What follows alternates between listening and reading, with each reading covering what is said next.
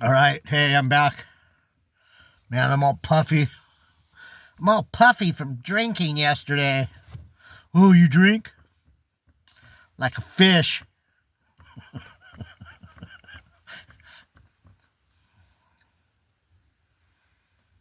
a fish.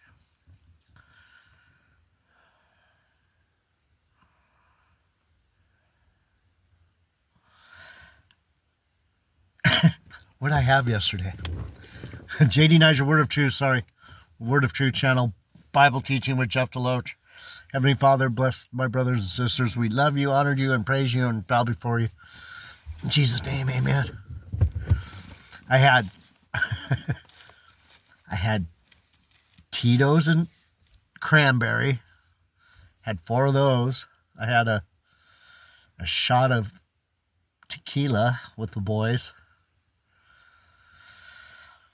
Nice shot of Casadores, and then a wet pussy. It's a vodka drink.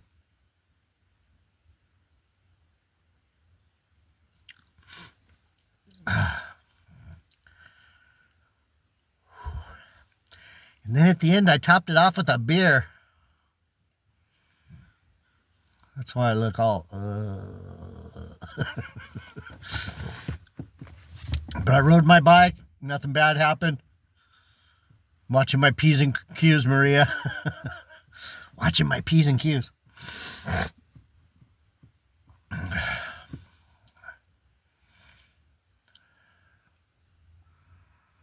have a parking spot though. I'm leaving my truck right here. I'm in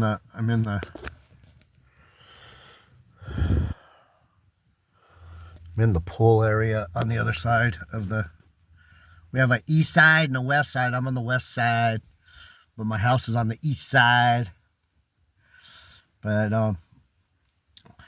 we don't have this much parking on the east side, so I'm just gonna park on this side and leave my truck right here all weekend, or until Sunday.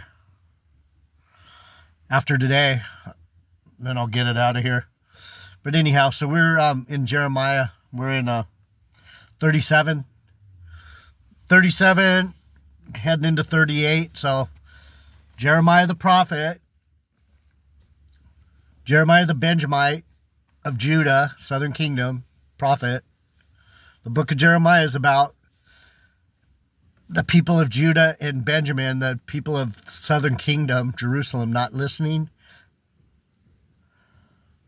It's about God's people not listening to the prophet and being carried away into captivity because God was sick and tired of them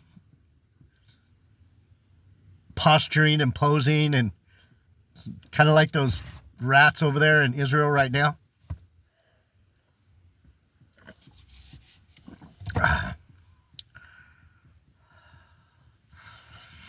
They're posturing and posing as me, but they're Edomites. They're not. They're Babylonians. They're Babylonian Edomites. They're Hebrew Edomites. They think they're Jews, but they're not. If they were Jews, they wouldn't be killing people and genociding people. But they were genocided, Jeff Deloach. No, they weren't. They killed some of those people. They killed the ones that were actually Jews. They were Edomites that they were... Let's get this straight.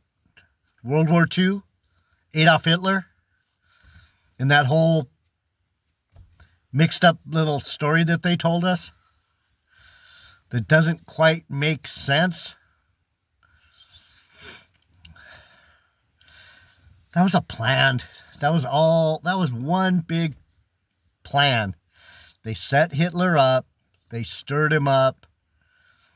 They helped stir up the people so that they could play this game where they killed the real Jews that were among the fake Jews. Because what happened is a lot of the Edomites converted to Judaism, to real Judaism. So that some of those Jews in Israel, they're actually Edomites that have converted to Israel. They actually love the Bible and they love God, and they're having a hard time understanding Jesus, and they're just confused a little bit. But they killed a bunch of Jews, real Jews. But a lot of those Jews that they killed, they were Edomite. They were Hebrew Edomites that had converted to Judaism. And so they said, there's enough of these real Jews here. Let's just kill a bunch of them, and then we'll say, we're the Jews. We're the Jews. These Edomites, they go, we'll just, when it's over, we'll kill a few of them, take some good pictures, make sure enough people see that, yeah, we were putting people in gas chambers and we were burning them, and we'll have pictures and we'll have evidence, and we'll let the Allied forces come in and rescue these Jews. And they'll say, yeah, Auschwitz and all these places, you know. I don't pay attention to it because I haven't really back studied it because it's disgusting. That's disgusting, the shit that they did. Because a lot of those people were in on it with Hitler. It was a plan. It was a plan to take over the world. What happened as soon as they got rid of Hitler, all the German scientists came to America and Argentina. They went to Argentina. They went to Germany. They went from Germany to Chile or Mexico, or they spread out through the world. These demons that came out of Germany, these scientists that were doing all these fucking insane experiments on people, fucking with their eyes, fucking with their genes, fucking with their genitals, fucking with their brains. They were doing mad scientist shit. That's where the Frankenstein monster shit came in. They're like, we can build a better man. We can build a white race, whatever the fuck they're thinking. So anyway, enough about history. But if you don't realize that those people over there, there wasn't white people in the Levant, people. There was never white people in the Levant. You notice they're the only white people in the Levant? Besides the Persians? Most of those people that were in the Levant, the Aryans, you guys, most people don't know their ass from a hole in the ground. The Persian people aren't, those are white people. Those are Aryan people.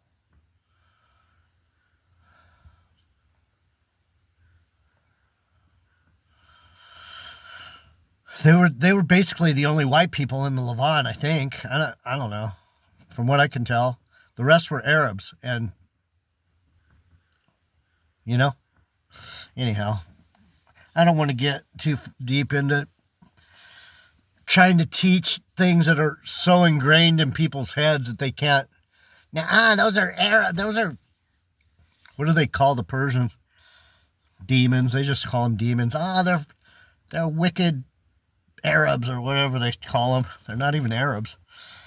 Anyhow, so Jeremiah's talking to Zedekiah. He's saying, Zedekiah wanted to say hi, and Jeremiah said, don't talk to me, bitch.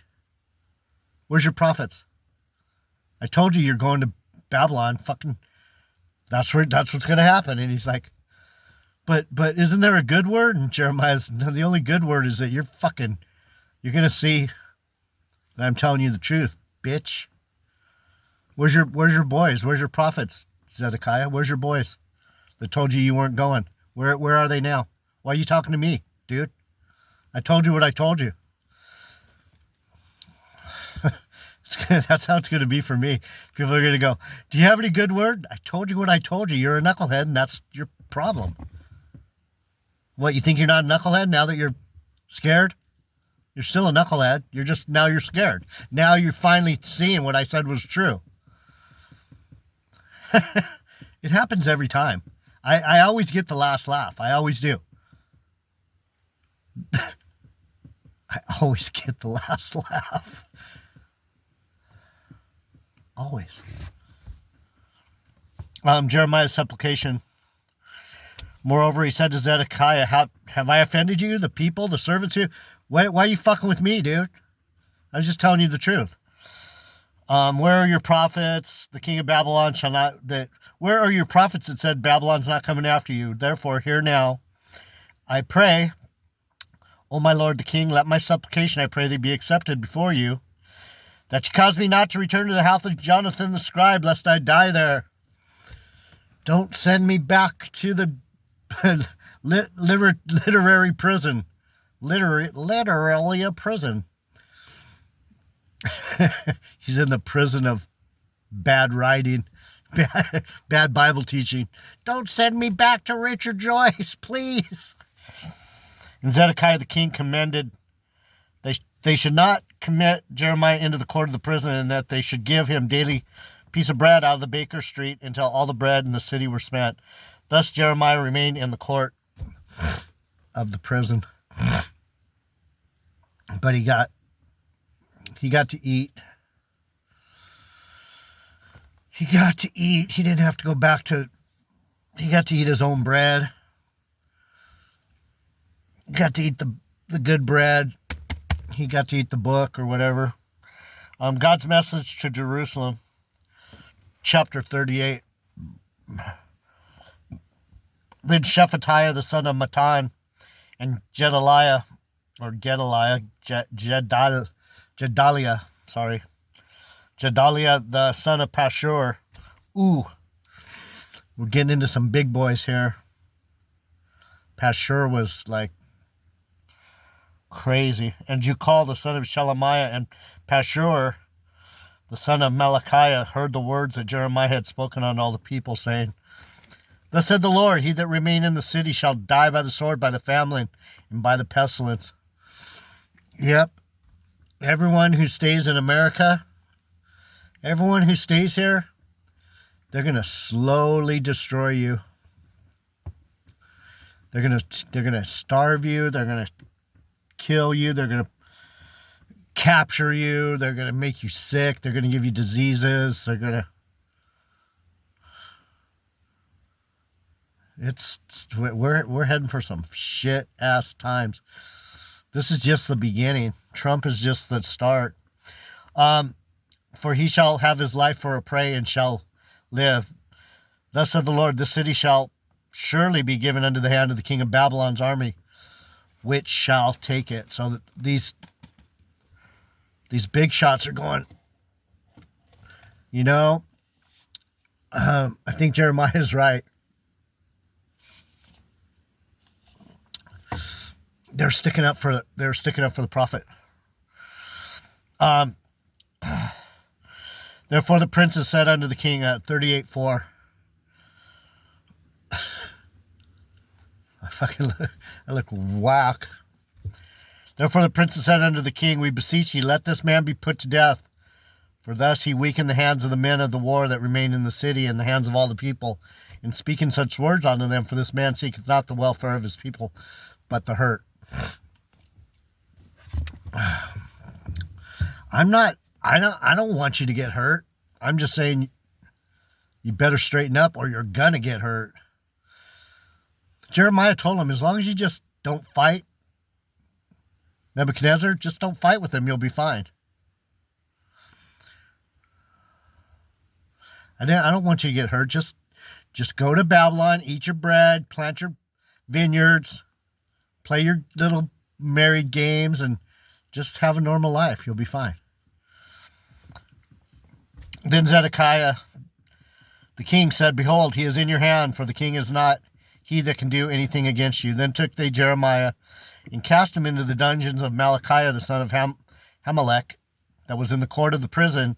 And they let Jeremiah down with cords, and in the dungeon there was no water but mire. So Jeremiah sunk in the mire.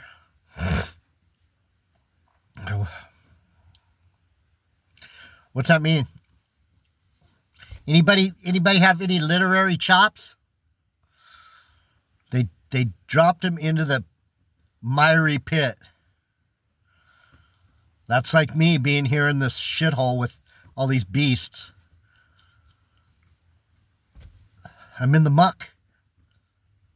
I'm around a bunch of mucked up fucking idiots that don't know the Bible, that try and teach the Bible. They're hamster wheels spinning, fucking hamster shit flying out their mouth.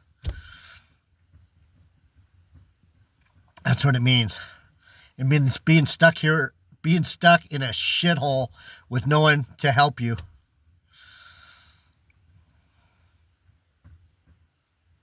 That's where I'm at. Anyhow. Now when Ebed-Melech, the Ethiopian, Ebed-Melech,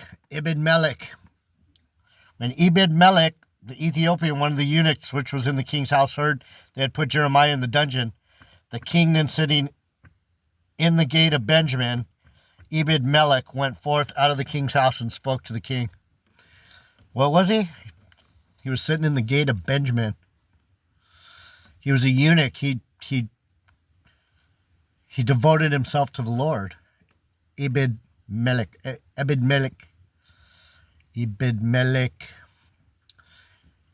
Ethiopian. You guys know I'm Ethiopian Orthodox, right? Ethiopian Orthodox Church. Ethiopian Orthodox. I'm not no fucking Foursquare Baptist.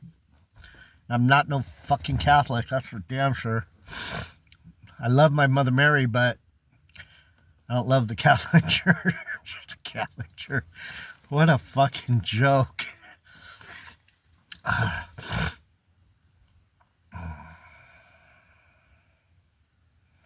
Anyhow, Ebed-Melech went forth out of the king's house. My lord, the king, these men have done evil in all that they have done to Jeremiah the prophet. See this?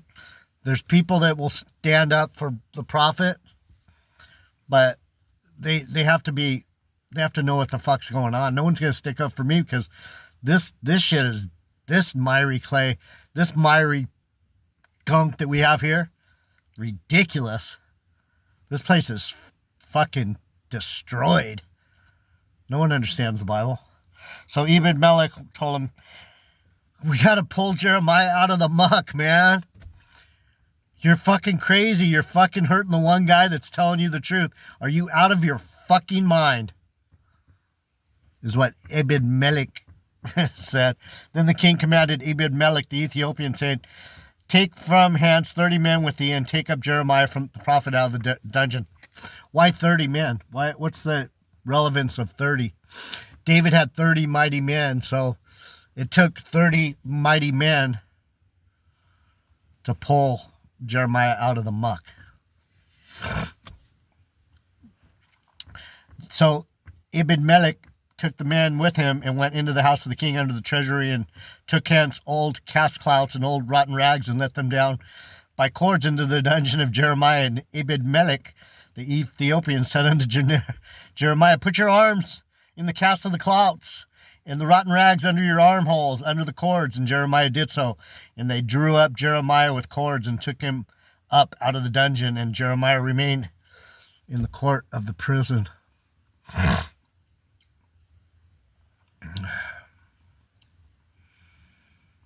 It's gonna take a lot to drag me away from here. It's gonna take a lot to drag me home, to get me out of this mire. Rags and clouts and clods and hooks, and then Zedekiah sent and took Jeremiah the prophet unto him in the third entry that is in the house of the Lord. The third entry. And the king said unto Jeremiah, I will ask thee a thing, hide nothing from me. Uh-oh. Zedekiah is getting scared. He's like, you know what? Just tell me the truth. Don't. You know what Jeremiah probably said? I can't hide anything. I'm not a liar.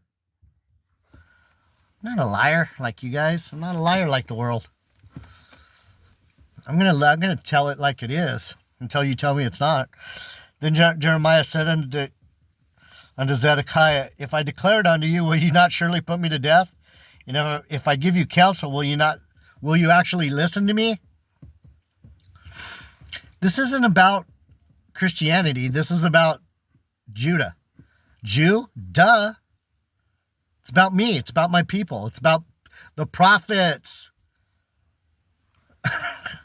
You just don't want to fucking grab the truth. You love your fucking lies, man. It's fucking fascinating. It's fascinating.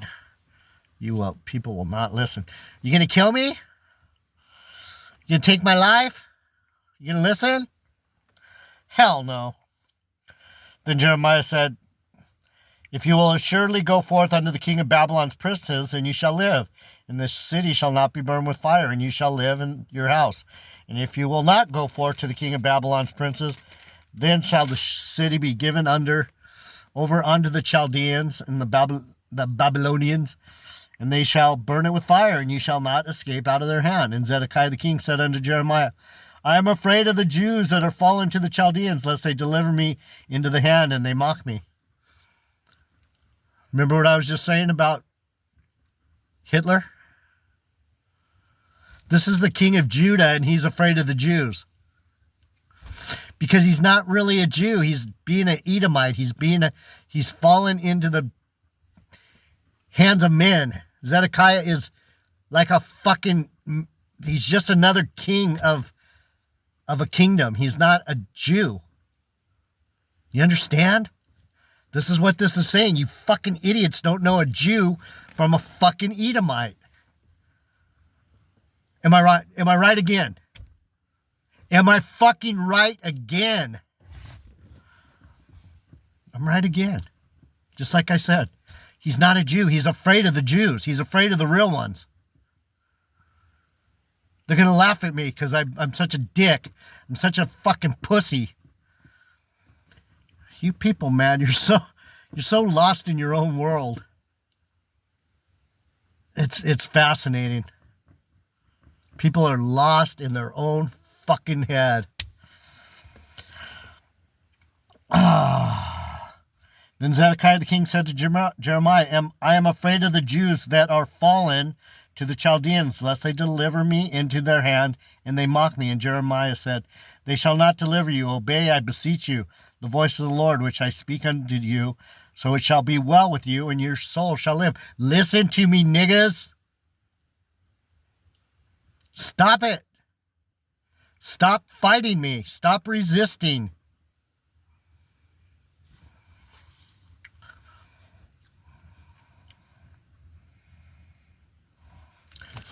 I think that's good enough. Stop resisting. You motherfuckers love to argue and fight and mock and shut your ears and close your eyes and pretend nothing's happening because you're a bunch of fucking cowards. This fucking world is full of go along to get along, motherfuckers. God doesn't like that shit unless he tells you. Yeah, you can pretend to be a Babylonian. I'm pretending. You can pretend to be a Babylonian, but in your heart, you can't buddy up with these people. It's stupid. You're stupid. Once you become them, when you get back to heaven, the angels are going to mock your ass. We're going to be laughing at you. Fucking, told you. Who gets the last laugh? Who gets the last laugh? You'll see. I'm out.